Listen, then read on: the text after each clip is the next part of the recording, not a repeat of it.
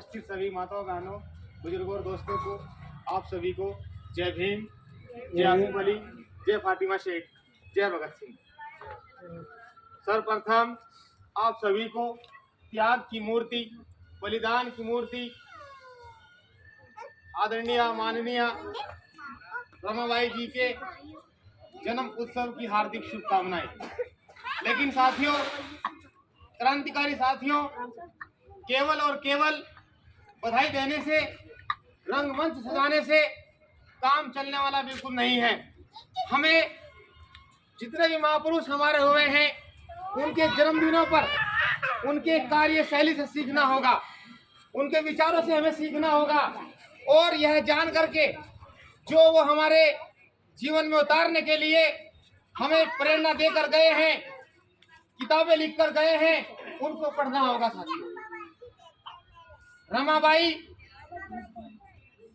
माता रमाबाई जी जिस समय अंबेडकर साहब विदेश में पढ़ने के लिए गए तो उन्होंने अपने बच्चों की बीमारी में पैसा ना लगा करके बाबा साहेब के लिए उपले पात करके, गोबर के उपले पात करके रमाबाई ने पैसा इकट्ठा किए और बाबा साहब को पढ़ाने में मदद की।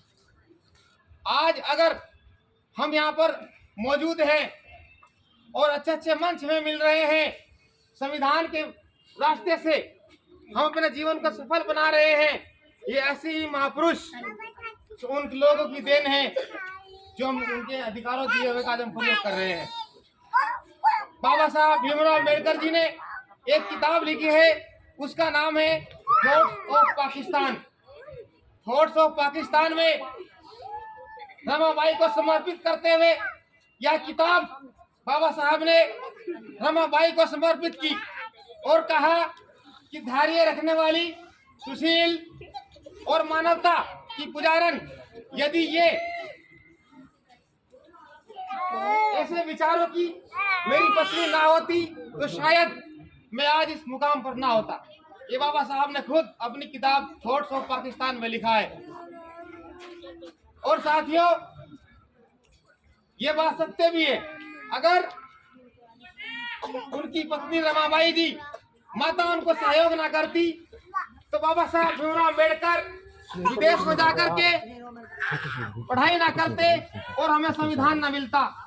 और अगर हमें संविधान ना मिलता तो आज हम कहाँ होते, यह आप अच्छी तरह सोच सकते हैं। आप सभी बाबा साहब भीमराव अम्बेडकर के अनुयायी उनकी बातों पर चलने का प्रयास करने का अथक प्रयास करें, क्योंकि उन्होंने कहा है कि मैं किताबों में मिलूंगा, मूर्तियों में नहीं। मूर्ति केवल व्यक्ति को शारीरिक रूप से जिंदा रखती है, लेकिन विचार उनके द्वारा दिए हुए ज्ञान से, उनकी किताबों को पढ़ करके यदि हम समाज में फैलाएंगे तो उनकी विचारधारा जिंदा रहेगी और वैसे परिवर्तन होगा, वैसे क्रांति आएगी। आप सभी भाइयों, माताओं, बहनों, बुजुर्गों से मेरी हाथ जोड़कर अपील है कि आप उनके जीवन से सीखें और सबसे पहले अपने परिवार पर लागू करें, क्योंकि एक महिला यदि पढ़ी लिखी होगी तो परिवार पढ़ा लिखा होगा, अगर परिवार पढ़ा लिखा होगा तो गांव, देश, शहर पढ़ा लिखा होगा। किसी भी देश की तरक्की वहाँ की महिला और वहाँ के परिवार पर निर्भर करती है। महापुरुषों के चरित्र से सीखते हुए हमें भारत को आगे बढ़ाना है और अपने महापुरुषों को जिंदा रखने के लिए उनकी विचारधाराओं को जन जन तक पहुंचाना है। साथियों, आप अपने अंदर आज एक संकल्प लें, क्योंकि जन्मदिन मनाने का मतलब केवल केक काटना है, मोमबत्ती लगाना ही नहीं होता है। जन्मदिन के शुभ अवसर पर का मतलब होता है कि एक संकल्प लें, एक प्रण लें, जो हमारे महापुरुषों का उद्देश्य था उसको पूरा करने में हम अपना अथक प्रयास करेंगे, तब जाकर के उनके सपना पूरा होगा, तब जाकर के हमारा भारत आगे बढ़ेगा।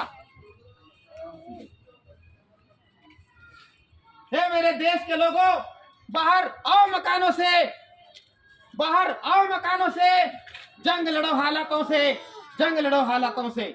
आप शिक्षा पर ध्यान दें, अपने बच्चों को अधिक से अधिक पढ़ाएं, क्योंकि शिक्षा शेरनी का दूध है, ये बाबा साहब ने कहा था। लेकिन एक बात तो बताओ भाइयों, शेरनी का दूध निकलेगा कैसे? वो शेरनी का दूध पढ़ाई करने से ही निकलेगा। अगर शेरनी हमारे सामने खड़ी है तो हमें खा जाएगी, लेकिन जब उसका दूध निकाल के पिएंगे यानी किताबों को पढ़ेंगे तो हमारा दिमाग काम करेगा, हमारे बच्चे अच्छी पदों पर जाएंगे और हम मानव बनेंगे, इंसान बनेंगे, तभी हमारा भारत आगे बढ़ेगा। इसी के साथ में आप सभी का इस्तकबाल खैर मकदम करते हैं। आप सभी को जय भारत, जय फातिमा शेख, जय भगत सिंह, जय जय जय जय जय भीम। एक बार फिर आप सभी को माता रमाबाई के जन्म उत्सव की हार्दिक शुभकामनाएं। इसी के साथ में जय भारत।